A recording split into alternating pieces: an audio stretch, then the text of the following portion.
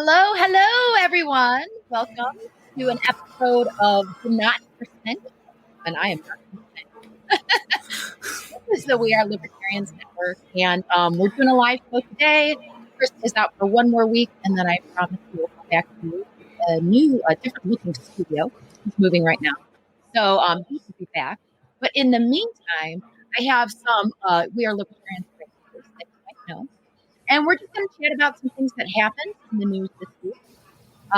Regular for the Chris Spangle Show, you know him well from the We Are Libertarians Network. And I have to ask you this right now. Is your real name not allowed to be said on the Chris Spangle Show? Okay, so here's the thing. What do you consider a real name? The name that the government tells you have to use, or the one you choose for yourself? You know what, Dennis? Oops. I noticed that your hair is down and you're already like being pretty little sparky. I'm in a feisty mood this morning. Yes. Are you good? I like that. So I'm going to accidentally call you Dennis a lot. I hope you don't mind that. Mm-hmm. But everybody else knows. It is. I don't care. Okay. It's just this is what I like to call myself. It's not a big deal. Well, then you are Reinhold to the audience. So I do want to say, if I refer to him as Dennis, it's the guy you know as Reinhold that you love. Dennis, how was your week? How you doing? My week was busy with work, and some more work. And then there was a little bit more work on top of that. So this is my chance to cut loose and forget about all of that for a few days. To let your hair down, would you say? To let my hair down and party. Awesome. And then we have another co-host today. You know him from the network as well. He hosts the show Enemy of My Enemy, which is a great podcast. Oh, I think they go live on Sundays all week for you guys to listen. Oh, look, Derek says you look glorious, Dennis. Anyways, Hody did let his hair down as well. All of it. Every strand of hair is flowing in the wind. No hat you need to today. Get like a fan, some kind of machine for you to just. Yeah. If I get the right lighting, the gleam from the wax can on the forehead can actually be a little bit blinding. Yes. Obviously, we are streaming on video today, so I don't want to hurt anybody's eyeballs with that. But yeah, we really appreciate that. Of course, we can always go back and edit that glowing sheen off your head out. But anyways, Hody does host Enemy of My Enemy. Go to wearelibertarians.com. Check out his show. You can get a link there. How are you doing this week, Hody? Great. A lot like Reinhold, I'm a little bit busy. This is the kind of busy season for video games. Anytime there's anything before Christmas, you get a rush, and it feels like once a week now, at least, we're getting a big game that they're like, all right, Hody, we need another 25 articles about this game. So I'm a little tired, but I've been playing a lot of games and writing about a lot of games, and I like doing both of those things. So I cannot complain all that much. How do you write 25 articles a week? I try to avoid that if at all possible. It does get pretty excessive. There are, but I guess when you're doing what you love, you find the time. I don't know. There's a whole process to it that I have that makes it possible. But yeah, you know what? They pay me well, and so what could I say? I will give them 25 articles a week. If they want the quality to improve, maybe they should cut it down to 15. But hey, you know what? It is not. No, it's not their fault or anybody's fault that this is just the busy season and the most popular time to play games right now. That's just the way it works, and so I am already looking forward to the day after Christmas. Yes. So Hody has his dream job and career, even though he still takes time to podcast on the We Are Libertarians Network, but he gets to play video games and gets paid for it. Sort of, but not really. He has to write about it too. But yeah, I have to let everybody know that I'm playing video games. Unfortunately, there has to be a paper trail as well. And Dennis does nerdy tech things. So that's the extent of what I know about Dennis's job. But we'll probably touch on that a little today. So I want to talk a little bit about what happened this week, particularly two items. One is everybody's favorite social media giant, Facebook. So, Gab. Yes. Yeah. So Facebook had an episode, which we kind of knew was coming, about a whistleblower. Her name was Frances, I think Haugen is her last name. And they did an interview with her. She was prepared to go before Congress on Tuesday. And basically, she gave away a lot of information that happened internally with Facebook when they did studies on what social media does to its users. They found it amplifies hate, misinformation, and political unrest. Those are really big and wide terms. So to me, this wasn't this wasn't new information to me. But it certainly was treated as if it was. So we'll start off with you, Dennis. Like, what were your thoughts about that initial whistleblower episode? Did you catch any of it, or? So my initial thought was, yeah, and what? I mean, we know that social media, especially Facebook, have algorithms of what they show you based off what you like and what gets the ads in front of your face. This is called advertising. This is called news media does this. Everybody does this. CNN does this, right? So I don't know why Facebook is treated differently because of that, because they're doing the exact same thing CNN does. You know, they're pushing stories that they know can get people to watch and tune in, and they generate outrage in order for people. They literally have their format as person on the left, person on the right. Let's talk the subject, argue with each other. That's the whole point. I mean, Facebook's no different than that. We know they do this right now. I find it ironic and hilarious that all the people who keep getting knocked off of Facebook because they called somebody a potato or, just you're an idiot. Oh, no, that's hate speech. We need to knock you off. So they're trying to combat that way instead of saying maybe our algorithm that is pushing everybody against each other and causing this conflict, maybe we don't go that full route and we pull back a little bit, make a little bit less money, won't have quite the ad, quite the engagement, but we'd be happier if we did that, right? We would have a happier clientele. Mm-hmm. We would have a better reputation. But no, they want the money. So they want to build that up. They want to do just like what CNN is doing. And that's how CNN went from a really great idea to just junk to where I can't watch it anymore. Right. So if I'm wanting to watch news, I will watch CBS News because they do a lot better job of just showing you the news sometimes. That's kind of how I felt about when I heard that we were going to have this whistleblowing thing. Is that to me, it sounds much. There's a whole theory, a conspiracy theory going on about this, which there's some merit to. Yes. Do you want to elaborate? Get into that or I don't know if we want to let Hoda jump in before we start going down that path. I think if we have time, we're definitely going to get to that because I find that very interesting. And you're not a major conspiracy theorist either, Dennis, so I'd be interested. No. But Hody, you work in an industry, gaming industry, which has had some conflicts about how it treats people that use it and things like that. Obviously, you use Facebook and social media. What did you think when you initially heard there's going to be a whistleblower on and we're going to blow a story? And after you heard what she had to say, I mean, what was your reaction?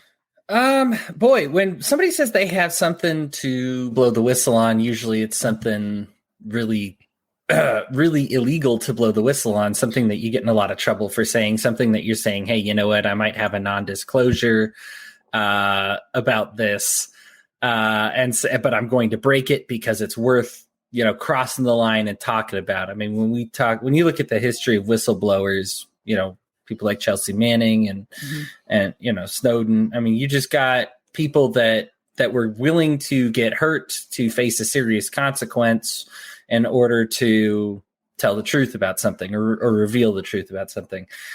Chris Spangle actually had a great point on this because I was kind of like, where's the beef here? And Chris made a great point because he's like, whistleblowers, you don't deserve the term unless you're revealing something that nobody knows. This kind of stuff everybody knew. Mm-hmm. And then, there needs to be some kind of very scary penalty versus, this person's being rewarded. You got book deals. You got, this is one of those. It's like now, and I don't want to throw out her testimony because I think that it's actually somewhat important that we look at this just because it is something that says, even if, regardless of, we get philosophical as libertarians a lot. Like, what would this happen in our society? What would, in a libertarian society, here's what would, blah, da, da, da, da. And it's like, look, at the same time, we do need to be able to take this for what it is. Is Facebook being a bad partner? Are they profiting off of negative social media interactions? Are they, encouraging toxic behaviors? Yes, yes, and yes. And I think that all this, I think just first and foremost, I do, as much of a libertarian as I am, I don't try to sit down and just intentionally wear my libertarian lens all the time. And I think that it for me, I just wanted to listen to her testimony and just say, hey, say what you got to say. I want to just be able to take it all in. I'll be able to look later on how much I feel is truthful, how much I think is actionable, how much I think is, what is the government's role in fixing this? What is my role in fixing this? A lot of this is, of course, encouraging your own worst tendencies. But I think, what I take away from it, just initially, since that's the question we're dealing with, and I do want to get into the other stuff that you guys are talking about. But the just initially, I think the thing is, what can I do to fix this behavior? Because I don't want the government to step in and stop stop the toxicity. I want to step in and stop the toxicity. I want to be able to say, hey, listen, if I am engaging in these behaviors that Facebook is profiting off of, obviously they're going to be incentivized to encourage me to continue these negative behaviors. What should I do, knowing that what she said in her testimony?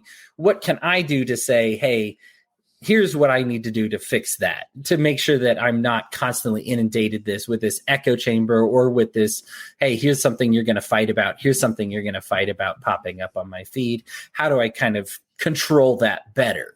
If this is a tool that I'm going to continue to use, which probably another good question after this, is it a tool you continue to use? But if it's a tool that you continue to use, what's a healthy and responsible way to use it, knowing that these are the dangers that come along with this tool? I think you bring up an excellent point, and I would say there's really only one clear answer to that, and it is to never post a Five Guys meme. Yeah, that's difficult. It's difficult for everybody to answer that, because it's basically, it's not an evil tool in and of itself. It goes back to that old, saying it's how you use it. It's not what it is. It's how you use it. It also, my husband and I were talking about how we kind of had the same reaction Dennis did, like, oh, gee, wow, we can't believe that this social media is, making people dislike each other more. Instagram is making young girls feel bad about their bodies. But, perhaps the fact that billions of people use it and it's very instant and it connects a lot of people might be different. But, when I flipped open teen magazines when I was younger, I saw the same thing. I mean, they did the same thing to me. The articles where there could almost be looked at as satire, what was targeted toward teens back then. So, nothing new under the sun that way. However, it does have a larger reach, and it's a bigger part of our lives now. Now, you brought up, Dennis, so we know that this gal gives her, has the interview air on Sunday, and she testifies before Congress on Monday. But on Tuesday, something happened on Monday, and this is the time that the lights went out on Facebook. I think they were down for about 5 hours, could have absolutely nothing to do with what happened, the whistleblower. And, I think the issue, and forgive me, I'm not a tech person, they couldn't connect to their servers. And so you literally couldn't open Facebook, WhatsApp, or Instagram. You could open it, but it was just blank. The feed that you'd had the second it went out was the feed you had. So this seems like a big problem, for a social media company that has billions of users. I mean, there's a lot of people that try to open apps using Facebook. So it really, it was a really bad thing, especially for their stocks. I mean, their value dropped, although in the long run, I don't know how much that mattered. Dennis, if you could explain, and I'm going to use Chris's term, like I'm in kindergarten, what exactly happened on Monday, that would be great. So what happened on Monday is everybody got a peek under the curtain on the reality of what the internet is. The internet is a cobbled together, shoestring tied, aluminum foil wrapped system of disparate networks all trying to talk to each other, with a lot of different fingers in the pie, a lot of different people managing how those connections resolve and work with each other. So there's routing protocols and there's all this communications, and nobody's really like sitting. It's not like people think it is, where somebody's sitting there and going, okay, here's the underlying network of connectivity, and then we all kind of connect into our little nodes and everything's good. No, it's talking back and forth and communicating and everything else. So what they did was they were updating the configuration on the routers. I believe it was the routers. It was a networking configuration. So that's what makes the most sense to me. It could have been switching, but I think it was probably more routers. There was a misconfiguration made. It caused the system to be taking offline. The connectivity to the rest of the internet was basically taken offline. Well, they needed to go in and fix it. The problem is that they eat their own dog food, which means that all their systems run on their stuff. So when their stuff is down, people couldn't authenticate to get in to fix it because they couldn't authenticate their main back end because their back end was not accessible. So that requires physical contact and trying to get in there and take care of things. Well, they couldn't even get into the offices because they have card readers to let them in and out and authorize who can go in and out of the offices. And then even further, they have that into the server room. And so it was a cascading failure from the original misconfiguration that would have taken, because we were sitting there going, okay, this is going to be down for half an hour. Somebody's going to get in there, re-upload a new config and get back online. But because of all the other things that happened, on top of that, it took so long to get in and get that fixed. So that's kind of the technical rundown on what happened with the outage. So a social media company is basically, I mean, obviously they have some in-person offices, obviously the employees that go somewhere and report or, work from home, but their whole business is online. Don't you think that, a multi-billion dollar business with billions of users probably should not just have their own little network, or I don't know, that seems a little ridiculous. So as a consultant, on certain things, we always try to recommend single point of failure issues. We recommend, backup and disaster recoveries and things like this, backup plans. There's a whole series of IT things that, procedures that are put into place that most companies we recommend use in order to, prevent something like that from happening. Almost nobody does everything we recommend. There's always because there's trade-offs. I mean, think about security. You can have the only way to have a secure system is to have a computer system locked in a closet, turned off, not connected to anything, and the key to the closet thrown away. That might be considered a secure system. Once you start using the system, you lose security. So where's the ratio? Where's that balance where we want functionality, but we don't want security getting in the way, but we also don't want to be so insecure that all of our data gets manipulated or we get hacked or something like that. Because that was kind of what everybody thought was they were hacked because of what happened on the day before on 60 Minutes, right? Yes. Which I don't think happened, but we don't know. I mean, we're not going to know anything if they don't tell us that stuff, because I don't think they use any outside resources to fix it. I think they took care of it themselves. So whether or not they have to report all of this information, who knows? So, I mean, we may learn from that. If they have, since it's a publicly traded company, they might have to report this. If there was an insurance hit, like if they want to claim insurance on it, which they could do, that's going to require them to pony up information as well. So we may get a little more details coming out of it. I'm sure some people already got into that and got into the nitty gritty of it. I was kind of busy, so I didn't get a chance to really deep dive into some of the technical side of things, but I'm pretty sure it was just a misconfiguration and a series of bad decisions. Or maybe not. We actually had somebody comment that QAnon has a theory about it. I probably shouldn't say that. This is going to get flagged. Anyways, Hody, what was your whole take on, the day that the lights went off on Facebook and the world ended because we couldn't see memes for 5 hours? Yeah, so Dennis is going to have, or Reinhold is going to have the far more informed opinion on this one. I deal with the fun side of video games, but there is an IT side that occurs in almost every game. You get released and everything goes down, or servers are having problems. And so it's funny because I have frequently run across this issue. And of course, I don't, we have features writers. My job is more to do with like the game itself, the artwork, the music. My job isn't. Sorry, go ahead. That's a good question. I was wondering, are you still in line in queue to get onto New World? Oh, yeah. That was, oh my goodness. Yeah, no, New World is this game. The very first day I had got some great screenshots of being like, hey, you're number, 1800 in line. Like I'm at a deli counter and there's 1800 people in front of me. And I'm just like, oh gosh, this is going to, quick side note. For anybody that's not a nerd, I believe this is a video game. Yes. Okay. Yes. The New World is not actually a different planet. It is the name of a video game. But yeah, it was. So the stuff like that, where you just kind of say like, and it's unique a little bit every time. Sometimes it's a code that doesn't work. Sometimes it's too many people logging on. Sometimes it's just, there's things that happen when a million people try to play your game at once versus when you had it tested and 20 people were playing your game at once. And, people are going to start to expose if there's a problem that only occurs for 0.1% of people, that becomes a serious problem when, 30 million people are playing your game, that aren't a problem when, 10 people are playing your game.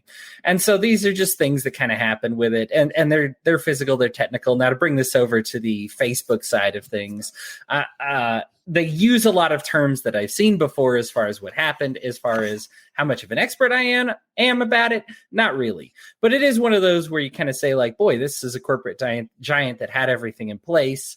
And it represented kind of a bad hour. I don't have any real conspiracy about it other than, perhaps this is one of those times when you don't want people using Facebook to share this one bit of news that's happening exactly at this moment when somebody that has bad news about your company is testifying before Congress. That I get that's awful convenient timing for them. It has happened before. I mean, it's Facebook has had issues, has had issues before with certain things, and of course, Instagram was down as well. Do you want to answer that question, Hody? Yeah, Jacob Daniel. He wants to know why Chris Spangle went bold. Well, Chris decided to copy my signature look. It's no, I feel for. Listen, I've been Charlie Browning since third grade. At some point, and I tried to fight it for too long. And honestly, the ugliest years of my life is when I tried to hold on to it. Like I was doing the wild things to try and keep the hair. Yeah, no good. From a technical standpoint, really, I can't tell you exactly what happened, and I don't really have insights to it. There's times when it did affect me personally, especially when they do an update. There's something called like a slave server where you have it like back up all the information in case something goes wrong with your main server. And I did play a video game once where they actually updated their slave server at the same time as the master server, and it didn't work out. And so there was information lost on the entire player base. It was actually a pretty big problem at the time for one of my favorite games at the time. And so there are times like that when you just kind of make a really bad mistake. When Facebook goes offline for 6 hours, they're the first to say, hey, business is not good. And stocks were going down because of your whistleblower anyhow. But now when you're offline, stocks are really, really going down because they're like, oh, wow, things are problematic. That being said, was it a controlled loss knowing that you're going to take a little bit of an L anyway? I don't know. I mean, the thing is it's a combination of two things. One, very much a lack of proof. There's no transparency in this area. So I don't know. Like, it's not like they have a video set up and looking at it. Their explanation seems to make sense to me. And so and then that takes us to part two of the equation. I also don't trust them. I mean, they've done terrible things before with people's personal information, things they kind of indicated they wouldn't do before. A lot of what the whistleblower kind of revealed kind of showed things that's like, oh, so they're aware that there are these kind of problems and that they're aware that they've kind of contributed to part of those problems kind of for the sake of profit. So it's like, okay, I don't really trust you, but you have an explanation. I don't and will never have proof to refute what you say. And so obviously this is when you kind of get people to crawl into that quantum area of whatever truth I have is reality. Right. And so you kind of get to say whatever you want and nobody has proof one way or the other.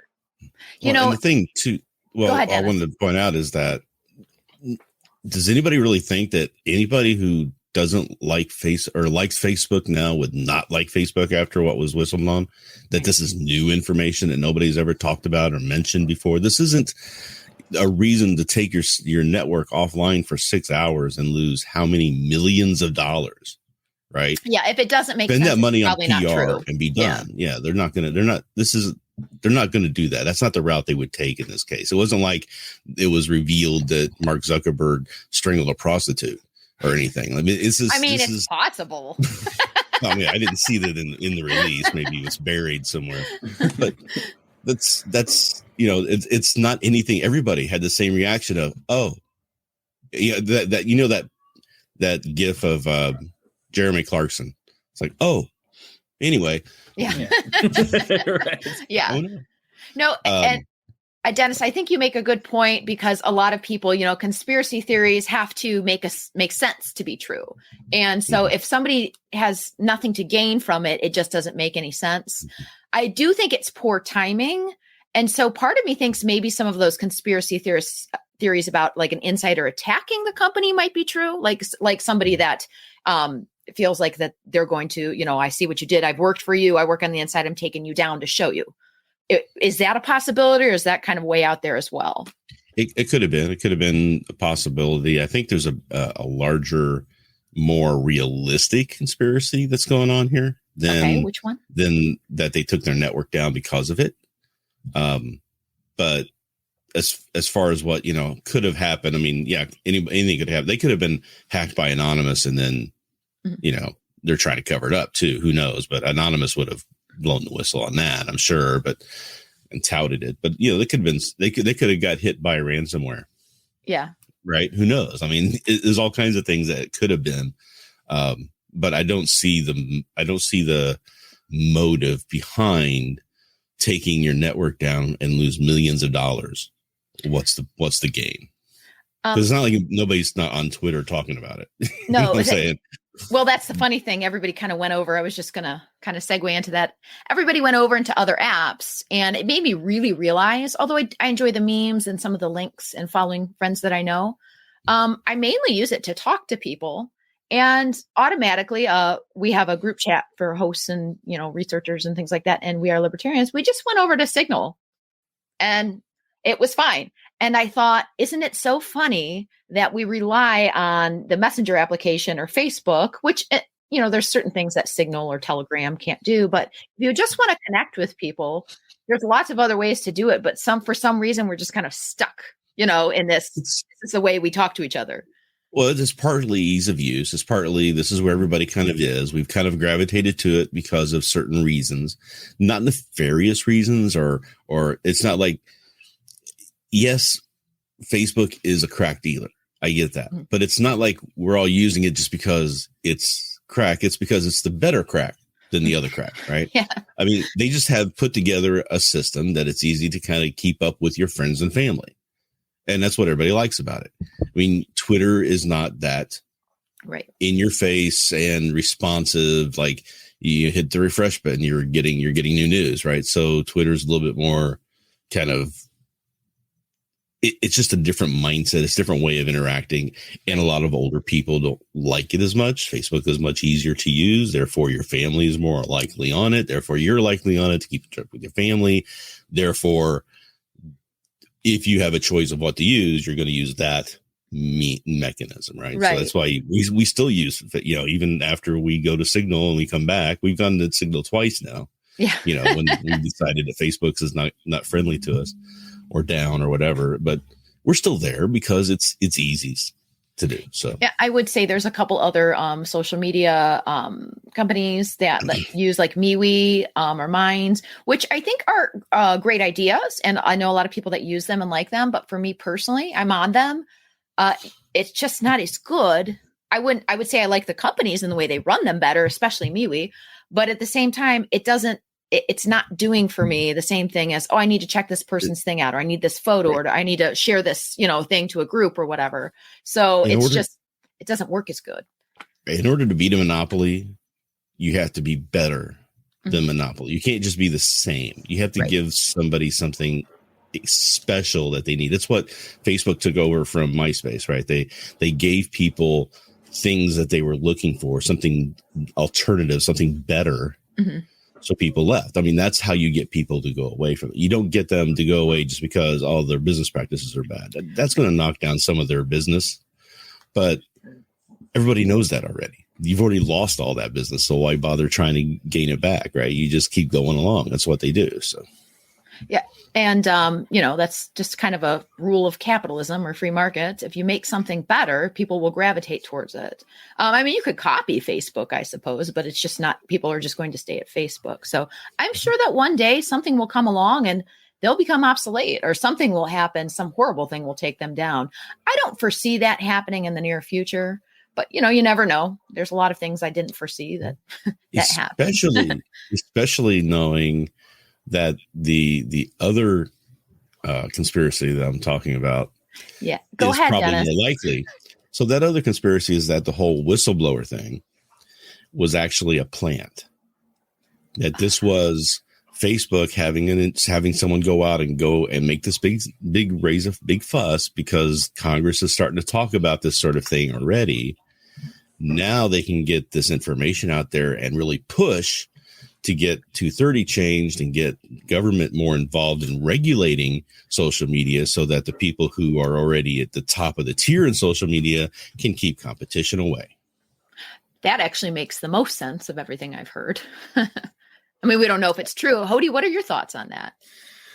I don't, it strikes me as more of here's the thing. I think Facebook, I don't believe this person, Frances Haugen, is intentionally doing the will of Mark Zuckerberg. But I do think there is some truth in the idea that it's controlled opposition a little bit, because the solutions are things that Facebook is already in the driver's seat to fixing. In fact, during the testimony, which I listened to in preparation for the show, I was one of the things that struck me was that she was not in a position really as an insider on much of the information she was talking about. Much of what she revealed was actually just internal company documents that got spread around that everybody knew about, right? Like, she's like, everybody who works for Facebook can give you the information I'm giving you, And so it's one of those things that you're like, okay, so why are you here then? What is that you actually know? Why are we listening to you above anybody else? Mm-hmm. And really it's just because she was willing to speak about it or going to speak about it. But I don't, for me, I think that anything that's going to be spread around, not publicly, but on an internal, basis for an email, as Mark Zuckerberg, that at any time this stuff is going to get screenshotted and go public. It's just as simple as taking a picture with your phone or forwarding the email to your personal email or forwarding it to the press. So you're never going to talk about something that you don't want everybody to know about. Here's the other thing about it is a lot of what she revealed, especially the failures in the algorithms, were things that Facebook was talking about, being like, hey, this algorithm's not working out because look at what it's doing. Okay, well, at the time, obviously, Facebook doesn't have a solution for it. But the fact that they're working on a solution means they are they are closer to fixing it than many other social media companies are. A lot of the issues that Haugen talked about with Facebook, if you make it about Twitter, Twitter's got 3 times the problem. And then something like, MeWe has 8 times the problem. And something like Gab has 55 times the problem of, you know what I mean? So Facebook is actually, the reason these are in discussion a lot is because it is something that they were working on, that they knew about, and they're like, hey, this algorithm isn't working right or isn't doing right. Whereas a lot of companies aren't even having this discussion. And so they are already kind of in a position where they're like, hey, we're trying to fix it. And if Congress stops in, we're like, hey, just hypothetically, if you can't be a social media company unless you fix these things, Facebook magically is the closest to fixing those problems. So this is kind of I don't know if it's controlled opposition. And without being mean, because I know that this is going to sound terrible, I think it's kind of the useful idiot thing. I don't believe Hagen's an idiot, but the idea is that what you do is you take somebody and you're like, hey, this is actually a useful thing for us. So I don't care. And I believe that anybody could have been it. I don't think Hagen specifically is getting paid. I just think it's one of those things you knew any employee could go do this.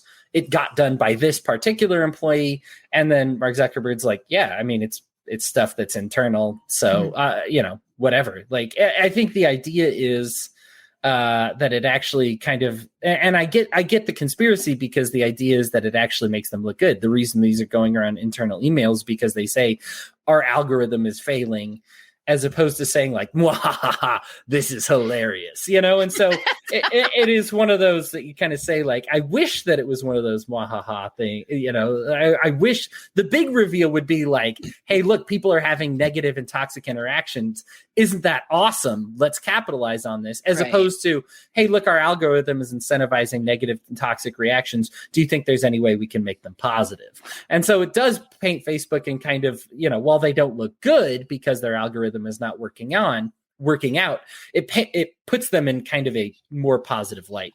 The other thing I wanted to go to is what you were talking about just before that with Reinhold.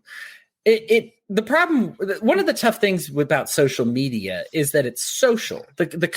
What you consume is actually your family and friends, that what their thoughts are, what's going on in their lives. And one of the reasons that it's more difficult because if I move on from like a burger joint, I don't like going to McDonald's anymore. Well, it's not based on something social. There's nothing that's going to stop me from leaving McDonald's and going to wherever I want to go. If I will just, if I say Five Guys, for example, I want to go to Five Guys instead of McDonald's. The product is the burger. The reason I'm there is the burger, right? The reason I'm on Facebook is because of my mom, my grandma, my friends. And so it's tough because it's not just one of those decisions where you say, oh, there's a better product, I'm going to leave now. Now, the thing is, it will happen. People are already noticing that Facebook is kind of no longer the juggernaut that it used to be. There's other competitors that are putting out that better product, but it's still going to take some time. There's going to be these growing pains. I'm going to make one last video game reference, and then I probably won't talk about it again for the rest of the episode. World of Warcraft was putting out an inferior product for a very long time.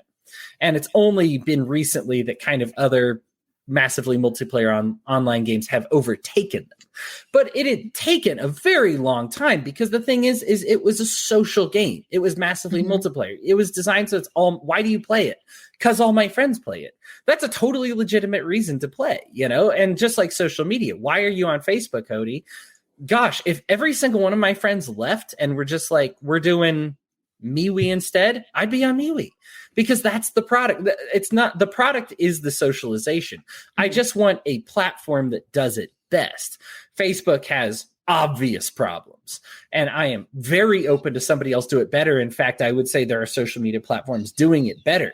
The problem is unlike a burger joint, the product is my grandma, my mom, my cousins, my brothers, my friends, my family. Until they get all of those people to move over, you kind of get stuck on it. So I understand why a lot of people are like, I hate Facebook. Why am I still doing this? Why is this the crack dealer? I think that kind of strikes me as why it's the crack dealer. I think you made a good point. We are the product. Our family is the product. It's funny when you don't pay for something, you're the product. Apparently your mom can be the product too. Your mom. So I think you guys made some good points at the end of the day. I think that we've gone back to the fact that there's not a lot we can do about it and nothing really changed. But I want to go to a quick ad break here, and then we're going to come back and talk about something that is really exciting. It's super sexy. We're going to talk about the debt ceiling. So we will be right back. Hello, welcome back to the Not Chris Spangle Show. I am not Chris Spangle. He's out this week, but we're just doing a show here on the Weird Libertarians Network, a live show. I've got Reinhold with his long locks and Hody with his long locks. And we've just been talking about what's been going on this week. And we are going to talk a little bit about the debt ceiling. And I want to be the person that talks about it to you because I have a kindergartner's understanding.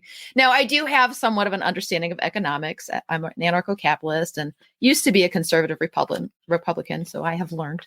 But I don't get into a lot of the semantics. I know Hody's done a little bit about this. Dennis has a good knowledge on it. But I want to kind of explain what the debt ceiling is to anybody that's just kind of a layman. What it is that we can't actually pay our bills as the government if we can't extend that sometimes because we can't make payments and therefore the government has to shut down. Would you guys say that that's a fair description of what we need to do? So to raise the debt ceiling means that we can't pay our bills that we have until we can borrow more. It's kind of like, it's kind of like trying to hit up a payday loans when you have a tire go out and you don't have the money to get you to the next check. So you're trying to drive around on a bad tire. You go to payday loans to try and get a pre-loan check. You have to raise that debt limit that you have. So initially you don't have it. Your debt limit is zero, right? And you're basically a payday loan. That's a great explanation because you're borrowing off what you will make eventually, not what you're making now. It's the theory. That this will all work itself out once the economy kicks in the right way. We'll be bringing in a lot more money in taxation, but everybody's life will still be better. Yeah. And this utopia will happen. Yes. And then we can pay the debt down. Right. It's just like, I'm going to eventually get out of that payday loan cycle. The payday loan cycle where you get the payday loan and then the next it's due. Yeah. And you're like, oh no, I need money to pay this. So you go in there and you just extend it. And you extend it. And that's why you see these lines at the payday loan place is because they're paying 35, 40, 50, 80% interest on their original money that they borrowed because they can't get out of it because they can't get the money together to pay it completely down because it was done in an emergency situation anyway. So that's definitely a better way to explain it. You're exactly right. And I do want to touch on, it has to do with the bill, the big new spending bill, but it's not the same thing. I think a lot of people conflate the two. Some people didn't want to pass raising the debt ceiling because they were afraid, hey, we're going to do this. And then I don't want to, you to pass that bill. So this is what I'm going to do and say, no, I'm not going to do this. They're two different things. It would have had to have been raised regardless. Had they not passed this giant new spending bill, which they want to pass. I can't remember. I think it's 3 to 5 trillion. I don't even know what they're negotiating. I'm trying to put depends on the people and whose side you're on and what they want it to be.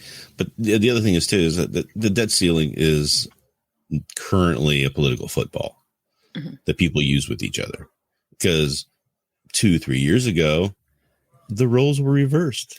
The Democrats didn't want to raise the limit, right? And the Republicans did. So it's whoever's in charge doesn't want to take the hit. That was the big thing with Donald Trump is that he closed down the government because he was wanting something other than actually fixing the problem with the debt. He was wanting other things, and he was willing to let the government shut down in order to get those things. And he ended up having to pull back from that because it's political nightmare fuel to shut down the government. And although it was great for libertarians loved it. But it was bad for the politics of the time. So that's why it's used. It's used as a cudgel, and they're trying to use it as a cudgel now to get their stimulus packages through. Right. So.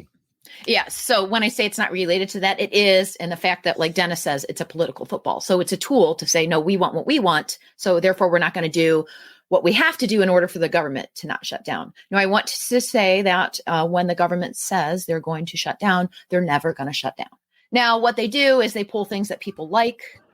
There may be some things that do hurt some people that work for the federal government or things like that, but it doesn't actually really shut down, or else, we'd have anarchy, which would be beautiful. Non-essential services. Right? Yes.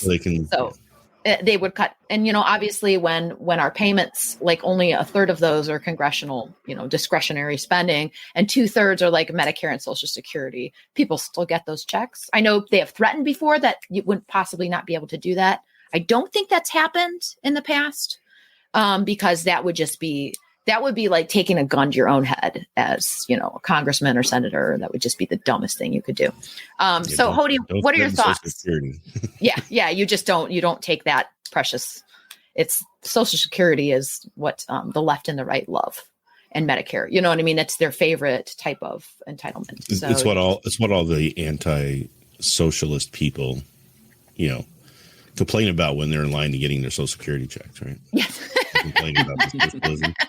Well, you know, maybe I'm not a real libertarian, but if it is around, I'm gonna take it because they took it from me. Not that it's gonna be it from me for years. I'm taking it back. Yeah. So I'm not a purist. Hody, are you a Social Security Medicare purist? No. They, you know, here's the thing. They stole it from you before you were even born. So, I mean, you're entitled to it literally from the moment you pop out of the womb, and hey, they're called entitlements. So that works. The idea behind debt and what you know is the debt ceiling is actually not what you as a normal human being would call debt. And I love economics, and I understand it gets complicated. But what I really loved, what really latched on to me about economics is actually how simple it really actually is. Because they use these complicated terms and you just kind of like, okay, this hurts my head. Please tell me it in simpler terms. Now, financing, way complicated. If you just talk about like currency and financing, that is one of those rabbit holes that you go down. You're just like, does this ever end? This is the most wild thing ever. But economics itself is actually quite simple. So what we actually do is we owe people just a hair under $158 trillion. The government has used the services, has promised people money. You know, this averages to just under $500,000 per person. And that's just in services that we have rendered that we have not paid for. So the big one, of course, is Medicare. What we do is we tell doctors and hospitals, you have to treat this. These things cost this amount. The hospitals are like, okay, and then you are forced to do it. We will pay you back gradually. So, for example, we owe services already rendered on Medicare, $33 trillion. It's more than the entire national debt. What we pay them back per year is $1.35 trillion. So, and unfortunately, that number of what we owe them is getting larger. The number that we're paying them back is also getting larger, but not keeping up with what we actually owe them. So what is the debt ceiling when you hear this? Well, I thought the debt ceiling was $29 trillion. Yes. That is accurate. But what we would call debt is not actually what the government calls debt. What it is, and Reinhold actually had a great analogy for it, that it's the payday loan. Because what you say is, okay, I need to pay this back now. I need to pay these hospitals back these $1.35 trillion now. Otherwise, we're kind of defaulting on the other $33 trillion. And that's when you get these collapses that you see in other countries when you say, hey, guys, we're never going to be able to pay you back for all the services you rendered. It gets ugly. So what the debt is what you know it as, is actually just a bond that has been issued, money that we have now. And those are the amount of bonds that we have out that we have to pay back. Because the thing is, unlike the $33 trillion that we owe doctors, or the $21 trillion that we owe Social Security recipients that we have not paid yet, those are what we're behind. We can default on that. We can just say, okay, you already paid into Social Security. I'm sorry, we're never going to pay you back. I can look at all the doctors and hospitals and say, hey, I know you've done $33 trillion worth of work, but we're just never going to pay you that back anymore. Wait, Hody, I thought that money was in a lockbox. Oh, yeah. No, that's a great idea for it. You know, that it was just that the Social Security was just sitting around being invested because that's what was promised. Not exactly what happened in reality. In fact, what the account never existed. So that's a whole other libertarian thing. But what we're doing is we're actually saying, here's the stock so that you can pay some of it back now. But unlike that $33 trillion that we owe for Medicare, that big number, the $158 trillion number that I gave, the thing about the U.S. debt that you know it is, that's money that actually does have to be paid back. Because if I show up with a stock, you know, or a bond, I'm sorry, not a stock, a bond. And if I show up with a bond and I say, okay, I gave you guys $300, you promised it would collect this amount of interest. You know, this is why your grandma gives you those little things, because they're guaranteed to collect a certain rate of interest. And you just say, hey, I'm showing up 10 years later and I'm cashing it out. If all those people show up at the same time, we owe them $29 trillion. And so what the debt ceiling is says, does it allow us to issue more of these bonds to pay back later? And that's what we know is the debt ceiling. I felt that was just important to explain because it's one of those things that I didn't understand until I got at least a little bit into economics. I didn't understand, like I had heard the big number before. I'd heard the small number before. None of it seemed to make sense to me. I think, unfortunately, the default position, it's starting to even get that way among libertarians, unfortunately, but is that these numbers don't actually matter. Like debt doesn't matter because it's confusing. And so when something's confusing, it's very easy to just be like, let's just say it doesn't matter. No, these things matter. Yeah, the odds are good that what we're talking about today, if the government does collapse, has a lot to do with it. Yeah. I thought that was a great explanation. More as like a bond then. And I liked Dennis's too. So it's basically like, how deep in a hole can we go in case somebody wants to be paid back? But you talk about what's happening too, which causes inflation as well. And then inflation makes everything we're borrowing, we need more of it and it means less.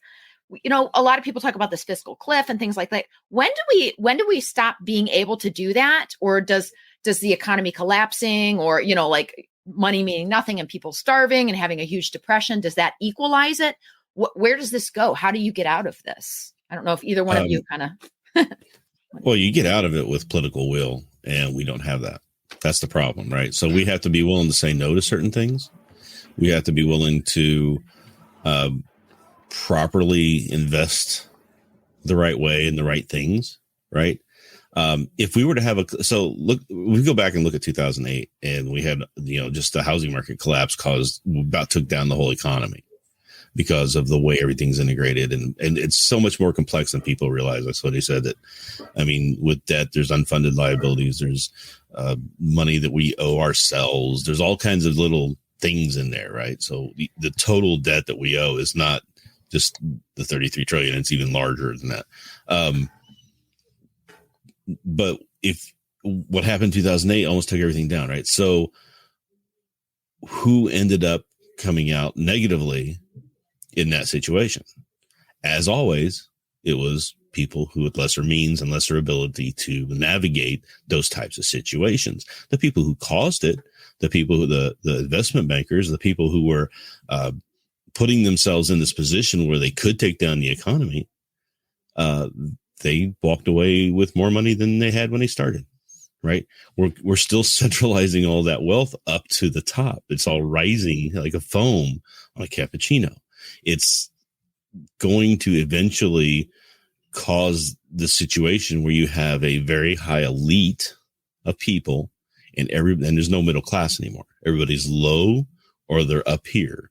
And that's kind of how it was back in feudal days, right? I mean, you had the lords and you had the peasants and the peons, and that was it. And the great thing about what we did in the United States was we really pushed this idea of a middle class where it's like, we're kind of doing okay. We can prepare for things. We can actually have some nice things. There's an old story Terry Pratchett tells in one of his books, which, he's an amazing writer, but he talks about looking at shoes as kind of an example of why poor people kind of have to stay poor or end up having bad experiences in life. Because if you buy a cheaper pair of shoes, the shoes run out quicker. You have to go buy another pair of shoes, and then you have to buy another cheap pair because you haven't saved the money up yet. So you have to go buy another cheap pair. Whereas the rich person buys the better pair of shoes and it lasts them for a while, and then they can build their wealth back up. So what you have in a society like this sometimes is that we keep putting the burden on people who can't afford to pay the burden in order to placate the people who could, but they don't. Right. And I'm not trying to get into the, this is no way saying there should be like a socialist environment or anything like that before everybody starts freaking out. It's just the reality of a crony capitalist society. Capitalist societies and free market societies work really well. Crony capitalist societies do not. And what you have today is you have crony capitalism oppressing the lower class, raising up the higher class because that's the function of it, the design of it. So people who see this inequality and this problem, and they don't know that there's a better alternative in the form of actual free markets and an actual good capitalist society where everybody can have a chance at things. So they switch over to something else. I guess we'll be socialists then. That's how that comes about. That's how socialism gets more popular, is because we've created such a horrible environment for those people that they don't see the alternative. And there's nobody making the good case other than a handful of libertarians that are then mocked online by both sides of the political spectrum. Right. So you make an excellent point. No, I agree with you very much. So, Dennis, I think the problem is that we have crony capitalism, and what libertarians I do think are better at sometimes is understanding the difference between government and capitalism. And what we have now isn't really capitalism. We have a giant oligarchy, and it includes a lot of large corporations that, lobby and get what they want. And they're in the pockets of the politicians, and the politicians are in their pockets. And it's, that's just this giant biggest government that's ever existed in the entire world in history. And we have it right now. And it does include a lot of times corporations. Now, does that mean every corporation is evil? Does that mean that they aren't providing a good or goods and services? No, it just means it's this big convoluted mess. And it really, I've noticed since 2008, there's just a huge disparity now in income. It's just like, even in Ohio, like middle class, it used to be, and I know there's inflation and things like that, but if you went out, you could have a one income household, you make $35,000, $40,000, maybe you're okay. Fast forward 10 years, inflation should not happen that quickly. If you make $35,000 now, your family's on food stamps and you can't eat. And yet we have like giant tech corporations, things like that, just growing by leaps and bounds. And it doesn't really affect them. Taxes don't get paid by corporations. They get paid by the little people. So, Hody, what are your thoughts on this? Yeah, I hardly have anything to add on what you spoke about because you both did such a bang up job. It is one of those government controlled anything does not look like the anything that you put into it. And I look at this with like capitalism. If you think government can like oversee capitalism, okay, they don't do well. This is what it looks like, right? And then, but like take this with anything. Like look when government tried to run like Christianity, right? Like it's one of like if you judge Christianity based on its time with the government, you're not going to have a positive view of it. If you base capitalism on its time with the government, it's not going to be good. Socialism, you take that on its time with the government, it's bad. Like, and so I think this is one of those unifiers as a libertarian. We tend to divide a lot on this socialist, capitalist, corporatist, crony, whatever terms you want to use. We end up arguing about definitions forever, as opposed to just saying like, hey, can we just agree that like the problem with my idea popped up as soon as I put it in this machine, right? Like, so this is kind of the issue, right? The government trying to run an economy is a really poor idea. For anybody looking to get on the economic train, I strongly recommend Basic Economics by Thomas Sowell. That's the first book I read that got me into kind of the deeper nitty-gritties of capitalism. But that's a book, there's no charts, there's no graphs. You can get it on audiobook that just kind of like introduces you to some of the basic concepts. But I think it's a good place to start. Now, here's the thing. I think what we're approaching on is this, like, we'll never pay our debt. We can't pay our debt. That's not true. We absolutely can. In fact, I mentioned our almost $500,000, $273,000 is what every citizen owes towards these unfunded liabilities. The big number, the $158 trillion number, right? That's what we all owe. What we have is actually just under $200 trillion, which is just under $600,000 per person.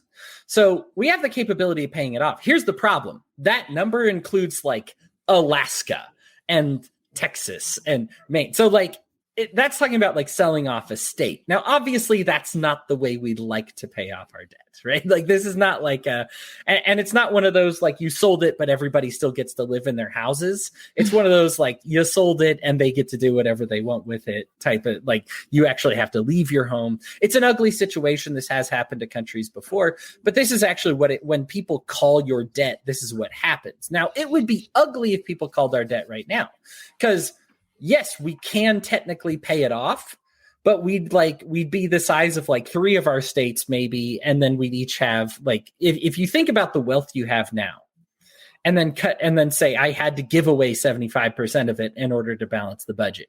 Would your life look great if you had to give away 75% of what makes you wealthy? No. Okay. So the idea is that we can't be paying this off all at once. Now, we are more than capable of paying it off, and we don't have to sell states to do it. We generate revenue because we work at a profit here. We make more than we consume. That's a cool thing about America, because not every country is working with that right now. And we are capable of producing even more, first of all, if we stop outsourcing it. But if we actually say hey, we're going to get back to this, we're going to pay these new dollars that we make, instead of saying hey, we're going to spend it on this new project, this new thing, this great idea, this bridge to nowhere, this precinct that doesn't exist, but some politician knows the bank account number, this friend of a politician who's running this really cool fund that we're never going to hear about from ever again, these $350,000 coffee mugs that go to the Department of Defense.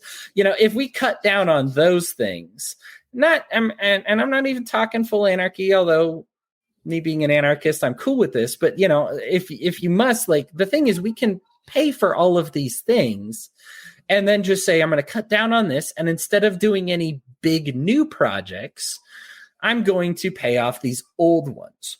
Now, there is a time, and people will kind of harp on this when they say debt's not a problem. There is a time when you invest in something with a debt, for example, like a mortgage or something like that. But our mortgages are concrete. Generally, what we're buying with the government is not responsible. It's not responsible spending. It's not solvent spending. It is not something that actually has a definitive, a price at the end of it, a sale price. And so the issue is that we spend it on these things. We never recoup our costs. You both mentioned, and I applaud you for it, that this is something that makes the rich richer, because they're always the ones that get paid first. And on a quite literal basis, when we talk about, hey, they have to print money, well, where do you think it all goes?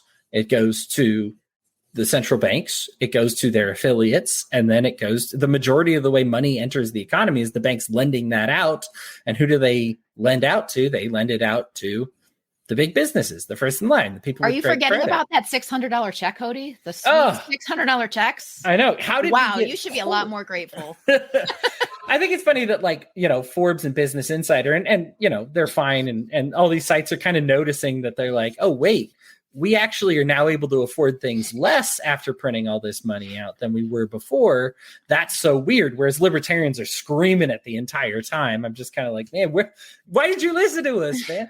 A lot of these, and of course, a lot of these sites knew that was going to happen, but it was, a temporary thing to placate us. And now it's harder for us to keep up with our lifestyles than ever before, because even though they printed out money, which was necessary, especially when they shut down your job and tell you you're not allowed to work at your job.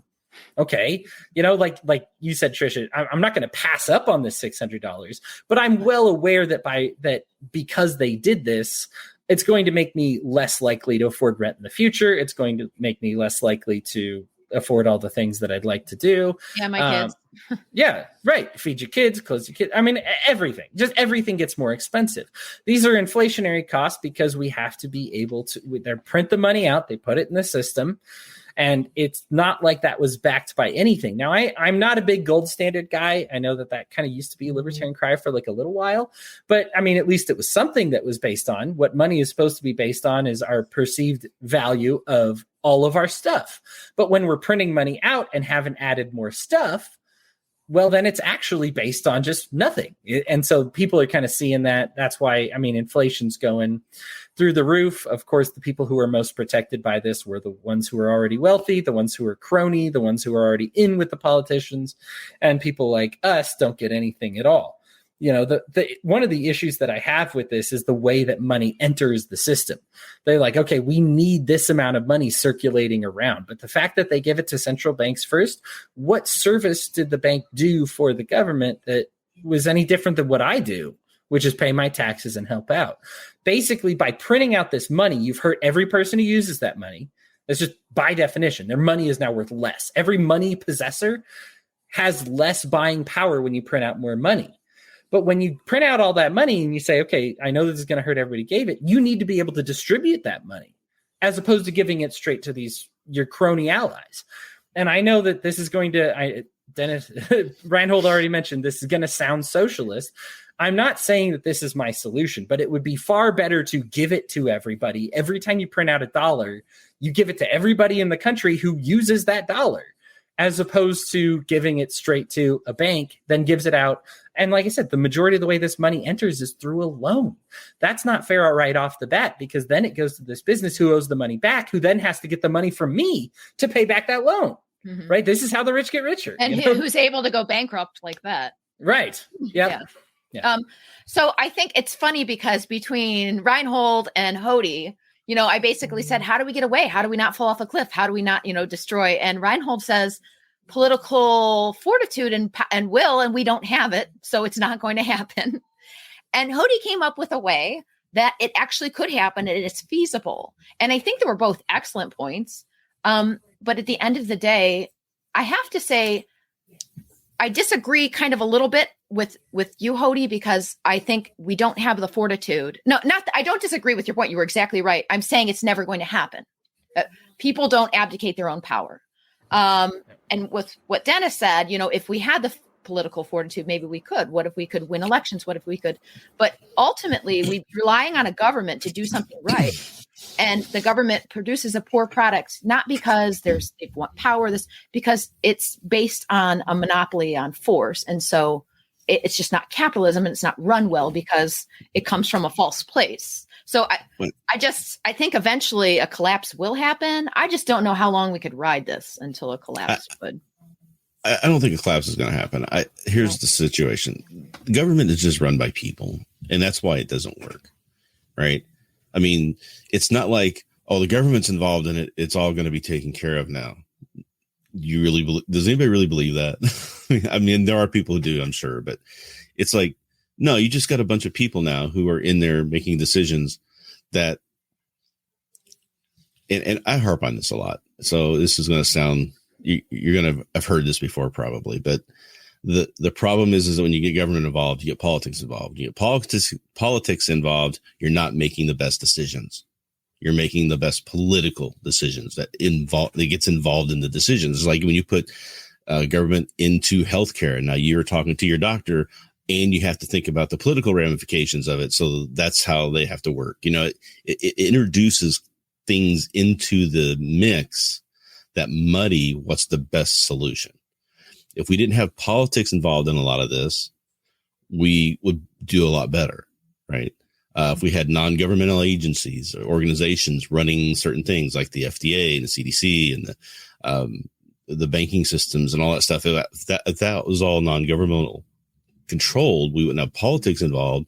I mean, that's why the Fed has such a big problem, is that they were supposed to be a way to kind of get together and handle inflation and interest rates. But then the government said, we also want you to do, unemployment and make everything else better and take care of this and take care of this and now take care of this. And now you've got all these things competing with each other, trying to make it work, all politically motivated.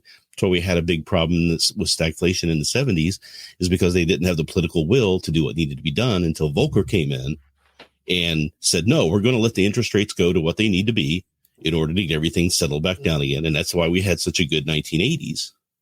Was because Volcker did that and got us out of the spiral of the 70s. We need people like that doing things nowadays, and you're not going to find that inside of government because the politics has gotten too bad, right? We are subject. The people in the United States right now are so subjected to the propaganda that the politicians are feeding them that they're so concerned about things that have nothing to do with anything. It's all meaningless. It's like, this thing or that thing. And it's the daily outrage and I hate these people and I hate these people. And, let's divide up into camps and let's hate each other. And then you have all this conflict, and now we can get our political power up and we can be in charge of things. But when they get in charge of things, they don't fix it because they're just looking to keep their power at that point. So all you need to do is understand that we, the people, have the power to stop all of this. If we can get out from underneath the propaganda, if we can get out from underneath the idea of hating each other, we can get out from underneath the idea that we should be worrying about things that aren't the big problems, then together we could stop it, because the politicians are going to do what the majority of people tell them to do at the end of the day, or they're going to get booted out. But so many people are more involved in issues that have nothing to do with anything, and are just designed to keep them in that state of ignoring the real problems, and keeping electing these horrible people.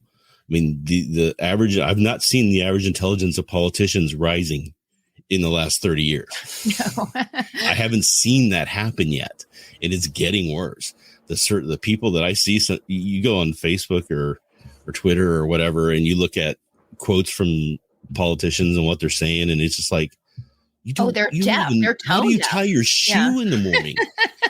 you're so dumb. It's just, it gets frustrating, and that's the irritating part, because we're electing terrible people because they're saying the things that we are feeding off of, that feed us, that get our emotions going, that get our we're allowing ourselves to be dumbed down. And I think that's an excellent point, Dennis. It's very Harry Brown-esque. You're free right here in your own mind. That's where freedom starts. Love Harry Brown. Yes, me too. Hody, by the way, when I said I disagreed, I didn't disagree at all with your analysis. You're completely right. I meant like I was all hopeful for a minute. I'm like, wait a minute, government's never going to do that. We have this solution and we're great. Oh, yeah. We're never going to actually do that. Okay, well, what are we going to do now? What are we going to actually do to fix this? Yeah. So, Hody, what are your thoughts? Do you think that's possible? Not logistically, like you explained very well, but do you think it's possible for people to be enlightened, for us, to get out from underneath this debt and to live more free? Do you think that's a possibility? Yeah. So a lot of there's a good reason that libertarians get hopeful about alternative currencies, because all of this is predicated on singularized currency. I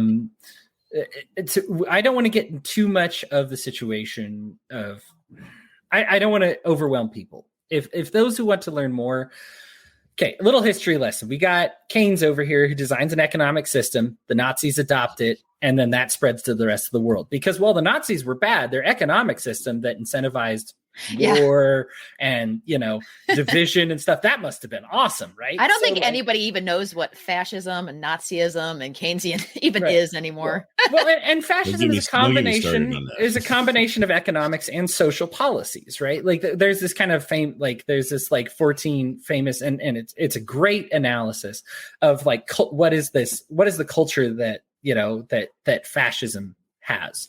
And then there's the counter is, what's that economics that fascism has? And that's the combination of the two things that makes it so terrible. That what made the Nazis so bad? Because one is, if they had a terrible, if they had an ethical economic system, but this terrible ideology, well, they're not going to take over the world. Their economics sucks. You know what I mean? They're not in any good shape to do that.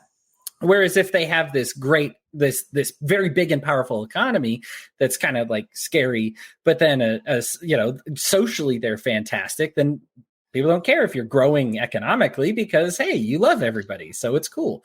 What made fascism is the combination of these two things that were incredibly toxic. And unfortunately, while America has kind of learned that, hey, fascism sucks socially, I mean, every country on earth adopted their income identity equation. Every country on earth ended up adopting the Keynesian prescription. And so you shouldn't be surprised when fascist stuff happens, when you predicated your entire economy on this. One of those is singularized currencies. Now, here's the brilliance. Keynes was a smart guy. Let me say that right off the bat, because a lot of people get into that, Marx was so dumb, Keynes was so dumb. No, these are very smart people. They're very well aware of these problems. I mean, one of them, Keynes wrote a book called The Economic Consequence of the Peace. Peace is a troublesome thing for them. They're aware that war is going to pop up and murder is going to happen, but they just see it as tolerable evil as opposed to what we see it as libertarians, which is like, if you have like war as part of your economy, maybe that's not a great thing, a lot of broken window analysis. And I don't want to get too much into the weeds on that, but I did want to lay down that historical, framework, because why did every country on earth then adopt it? If we saw like, hey, the Nazis kind of do some evil stuff and bad things happen, why did every country on earth adopt it? Because what it did is it gave control to that government of these systems. Because what it said is, it's not that collapses don't happen, but if they happen, we will be protected. It's not that these bubbles don't pop, but when they pop, we will be protected. We're in control. Now, the people who get hurt are these people on the outside. I'm somewhat in agreement with Dennis, with Reinhold. The more I look at assets per citizen, liability per citizen, the more I see like collapse isn't too likely. Although we are hitting a lot of the markers. Now, here's the thing. These markers that we hit, John Oliver has this hilarious episode about debt. Because, of course, he doesn't see it as that much of a problem. And it's this big boogeyman and scary thing. And at the end, he's like, look, it's nothing bad is going to happen until your debt per year is exceeding your interest. We are so far over that. I mean, we are just blowing that out. I thought it was funny that he ended with that, because I'm just like, oh, buddy, we are way over that, man. Like when you said we should even start freaking out about it, we're over that. Debt to GDP ratio at 140% plus, we're over it. Like, it's just, we are doing a lot. We're checking a lot of the boxes that makes things collapse. The issue is that what people will look at, they'll look at your total assets. So they'll say, if we split this country up because they're insolvent and they owe us money, we're just going to go take it. Do they have what it takes to pay us off? Yes, they do. So that, that's there. And then the other part is we bring in $3.8 trillion per year. Now we spend way more than that, but the thing is they know we're good for $3.8 trillion a year. So yeah, they're okay with us going to debt for now because we can pay it. Somebody's going to pay it. It's probably a future generation. And that's a bit unfortunate, because unfortunately they're going to be able to do less. Every time we print $1, every debt that we go into, that's a Christmas that you're going to have to work instead of spend with your kids. That's more hours in your work week. This is more people crammed into the same house and not living their own individual lives. These are more cutbacks that you take. Now, the thing is this is what happens to the common person that takes these on. What happens to the people that are in charge? Oh, they're very fully insulated. So, I imagine a lot of this is, now they do have an incentive. The idea behind Keynes, and he didn't think he was as evil as I make him sound to be. He really didn't. He wasn't like, oh, Nazis, awesome, I hate Jews too. Like, he's not one of those guys. But what he didn't understand was that these are the consequences. These are the necessary consequences of what was going to happen. And so what we have here is average citizens paying this price. You look at average hours that your that your household has to work to stay afloat. 50, before we adopted these policies, it's like, 38 hours per week. Now we're average household. If you're not putting in 65 plus hours, and even then that's your average household that is still racking on debt. So you need an average of both your parents working to even make a dent in the debt on average. And so what's happening is the average citizen is paying the price for what the federal government is doing. And unfortunately, they're the ones who receive all the protection. And the average person is the first one who suffers for this reckless spending, because they're the ones whose lifestyles have to change. Like, we pay this price because we can't afford as much as we did before. Their lifestyles don't change. It's ours that do. And this is kind of where it hits on the unethical way that this entire system is set up, without getting into the nitty gritty of it, is it places all of that burden of generating revenue on the average person, of working hard. And then when it's time to cut back, who has to cut back? The average person. Yes. And like the average hardworking family that has already suffered and struggled so much. Oh, your work weeks are getting longer, your days off are disappearing, and all this has to do with the way the government is choosing to spend and spend and spend. And the thing is you'll pay a little bit of the price for it. We pay a little bit of the price now. Like I said, we're going to, if we keep things up the way things are, then over our generation, we're going to see our work weeks per household go from 65 hours to 75 hours. But then our children are going to start with that 75 hours. And if they keep that up, it's going to go 75 to 85 hours. And at some point, and this is the other part where I see a collapse potentially happening, if it happens at all, there's a point where you just say, I'm not going to do it anymore. We're just collectively, I'm not going to work that hard. I'm not going to pay these bills. We're all not going to pay these bills. And when you have enough people that unite in saying, yeah, we can't afford to live here anymore, that's when all of a sudden it's kind of this backbreaking point. Right now, the saddest part is it's sapping the citizens. We say, like, you're such hardworking, good people. That's what's keeping them in business, is that we keep working harder. We're willing to work twice as hard to receive half of what our parents' generation have. That's what we're doing, right? So now I'm aware because of technology, we have more luxuries, right? So I don't want to make it sound like everything's worse than it was in the past. Technology and science has benefited us greatly. But the problem is everything that was a luxury for them, we have half of those luxuries of what's available now. And we have to work twice as hard for them. And so this is going to keep happening. And eventually it's just going to get a point where most citizens are going to look at each other and they're going to be like, screw this, right? Oh, yeah, I don't pay that bill. Oh, yeah, I'm not going to pay my rent on time. Oh, I'm not going to. Yeah. To that point, Hody, you're right. But I don't know when that comes, because I think a lot of times, especially like even with lockdowns, you see some uprising, some bubbling. And but we're still, with tech and things, we're still at like the most comfortable time in human history. So I think we'd have to get to a point where we're living like third world citizens. And you know what I mean? It's just enough is enough. And gosh, that could be generations from now, or it could never happen. Ironically, people that are coming over trying to work hard are getting turned away, which is always, that's a whole other topic we could talk about another day. But I want to wrap up a little bit this show. We could, I really enjoyed talking today about like economics, because it was a lot more interesting than a lot of the conversations, because it dealt more around people. So I thought that was really important. A lot of people talk about, numbers and what the government's doing, but you guys brought up, how it affects regular people. And that's who listens to We Are Libertarians Network.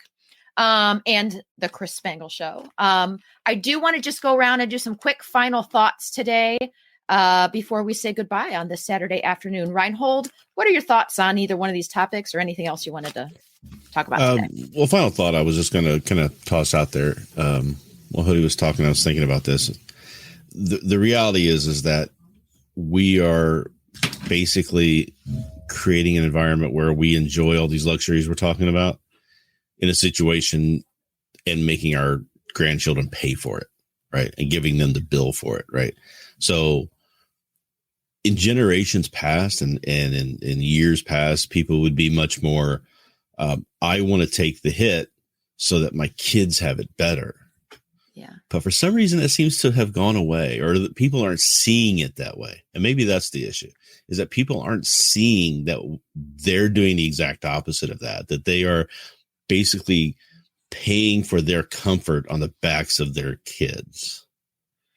And maybe once people start to realize that, something will happen, something will change once that mindset kicks in. But I just don't think people are there yet. I think it's gonna happen eventually. Someday somebody's gonna realize this and take care of it. And when I say that, I don't think we have the political will. Partly too is the fact that I think we will eventually. So I don't think we're going to collapse, but I do think people are going to start when things start affecting the people who have the money and have the wealth, things will change, right? They'll take care of it. It'll be embarrassing. They'll have to change on a dime on what they were doing before, and they'll still keep themselves protected, but they'll do some things. They'll give some money back. They'll forgive student loans for people, or they'll increase the minimum wage or something. They'll do some things to help things out, which isn't the better solution, but it's better than nothing. It's better than keeping it worse. And that's where we get into, we get a situation where our society and the people who are controlling it at the moment do just enough to keep themselves going, to keep everything going. Without ever fixing anything. Because if you fix everything, there's no more conflict. There's no more political power. So that's kind of my final thoughts on that. So That was hopeful, Reinhold. I appreciated that. I think you kind of basically saying some generation's going to have to be braver than we are. And I'm hoping to raise my children to be those type of people. Hody, final thoughts. Reinhold, Tricia, you two are my favorite people to talk to. I'm not at all surprised that this show was just totally baller, because that's just, I mean, it's good conversations I have whenever I talk to either one of you. Both of you together, obviously, it's just magic. So yeah, thank you for letting me be part of this. I had a good time. Yeah, so I have a great final thought on this, and here it is. Do not make your neighbor your enemy because of anything we've talked about here today. And to be very specific, here's a way you make your neighbor your enemy is to say, I'm a hardworking person. You know, I work the 65 plus hour work week that I have to in order to break even. And that's why I'm debt free, because I'm such a hard worker and I sacrifice all these things. I'm not saying that all those aren't important or good. Like, you are a good person for being able to work hard, and you should take pride in being able to work hard. But what our government has done with our economy is unfair.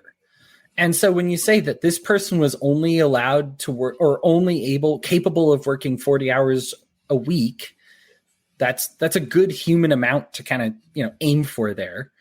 But they don't work hard enough to afford all these luxuries. The thing is, they shouldn't have to, right? The government has done a tremendous amount of damage and made it so that we can afford less, and that we have to work harder to afford less things than we should be able to afford. And that needs to be your target. That is always the problem. So when you say like, oh, well, they just want to live this extravagant lifestyle and they only want to work these many hours per week. Look, I get it. There is a point when you just say like, yeah, I decided to have 30 kids and stay at home, and I found these advantages and loopholes to take care of. But those are so few and far between, and they generally don't actually impact the economy at the level that we're talking about. We're having a national conversation right now. What's doing the most damage is not your neighbor. What's doing the most damage is this economic system. And I'm saying this because it was a point of pride for myself for a long time to be like this. I rejected government handouts. I was like, I'm a self-made man and I do all this. And it's true. Like, I mean, and it's an okay thing to be prideful about, but it's not okay to take out against your neighbor. Because we should be able to afford these nice things. And it is unfair that we can't afford them unless we give an ungodly amount of hours into making this economic system work. We opened the show talking, I talked about the kind of useful idiot thing that they say they let this person go forward. Nothing that they're saying is necessarily wrong, but they're being a useful idiot because the outcome is something that is going to say, hey, let's give more power to a crony company that's capable of handling these regulations in bed with a government that is going to pass those regulations, right? So when you say like, oh, if everybody just stepped up and worked harder, we'd be done. No, there's no way. The government is just going to spend more money. If you step up and work harder, if every single one of us is like, no, we're going to go over the revenue, you don't think the government's going to spend it? They're already spending money that they shouldn't, like money that already puts us into an economic disaster kind of situation. Even though we're bringing in an unreal $3.8 trillion a year, they are still managing to outspend it. Like, and this is the problem. And it's not that, well, who do they spend it on? They spend it on your neighbor who takes Medicare, Medicaid, Social Security, whatever. Defense and war is the third one. Look, all of these can be greatly reduced if they handled it responsibly. I mean, you can even go to mainstream sources who tell you that government inflates medical prices by 75 to 95%. This isn't even libertarian crazy world. This is just normal. Everybody understands and knows that it happens. Social Security, they decide to borrow from it even before we put into it. And then they're continuing to borrow from it like some kind of Ponzi scheme. It's not your neighbor's fault. We paid into it. We all paid into it, right? Like, and so the fact that the government took it away and mismanaged it, look, the money you get back on Social Security isn't even as good as the money that you would have got by investing it in the markets currently, which are currently hampered by the government anyway, right? Like, so the thing is when we blame Social Security recipients, when we blame Medicare and Medicaid recipients, we're being useful idiots. because that's not the problem. The problem is the system behind it needs to be dismantled or changed drastically. And the way we make those changes is by saying, no, I know what you're saying is that I should vote for this person, but this is my line. This is my limit. I am not going to pass one more extra hour off to my kids' generation by voting for your crap politician. I am not going to weaken my child's dollar and make them work harder to afford less by voting for your crap politician. This is my line in the stand. I'm going to work hard because I like the things that I enjoy and I love my family and I want to have these certain things. Should I be able to work less hard? Yes, I should. So should you. We are all in this together. It's an us versus them, but them is not your next door neighbor. Them is somebody working at the Treasury, who is in the White House, who is on these administrations. Them is somebody who is paying politicians over the table. I don't even want to say under the table. OpenSecrets.org, people, like the lobbying money is crazy. These people get millions of dollars to vote for a certain bill, to vote in a certain way, to go to these phantom districts. That is your enemy. Your next door neighbor is not your enemy. Okay, so just make sure when you're having these conversations that the blame stays where it needs to be. And if you find yourself having a conversation that kind of shifts down into why your neighbor who decided the audacity of them to have 3 kids when they can't afford it, they should be able to have 3 kids and they should be able to afford it. And they're probably living a life that would pay for those 3 kids if their dollar wasn't being ripped apart and destroyed by politicians that don't understand economics, and the ones that do understand enough to give themselves the control and make sure that your next door neighbor pays the price. They are not bad people for deciding to raise their families and live these lives that they deserve to live. And I don't like it. I think our focus needs to stay on that, on what our real enemy is. And the blame needs to not be shifted on your next door neighbor, because that's how we stay in this situation, is blaming each other and blaming our neighbors. The way we fix this situation is by getting to the root of the problem. We've done a great job on this episode talking about what the root of that problem is. You don't kill a tree by whacking at these leaves. It might feel fun to take a few cracks at Octomom, but what have you done when you're looking at the tree that is sucking out our lifeblood? Well, you need to get at the roots, and that takes work, that takes focus, that takes you and your neighbor's assistance to get there.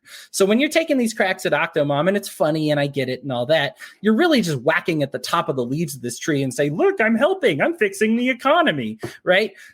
We need to stick to the roots of the problem. That's where the focus needs to be. Yes. But yeah, Tricia, your final thoughts, close us out, bring us home. I quite agree. Hody said the word enemy a lot, which is the title of his show, Enemy of My Enemy, which is center, right, left, libertarian. You can catch it on the network. This has been an awesome show. I liked the tone of what you guys both said for the closing. We can sit and fight each other. We can do this left-right divide, libertarian divide, and it's all completely fruitless. And we are going to be useful idiots for the state if we do that. So I would encourage you to listen to Hody's show. Go back and listen to some Chris Spangle shows. If you haven't listened before, go to wearelibertarians.com. Thank you so much for listening. I'm not going to close this like I close my show, because I'm going to be clean and not swear. Plus Hody's here and he literally melts if I say a swear word. He was getting really heated. Thought he might swear for a minute, was getting excited. He did not. Anyways, thank you guys so much for listening. I wish you peace, grace, and have a wonderful week.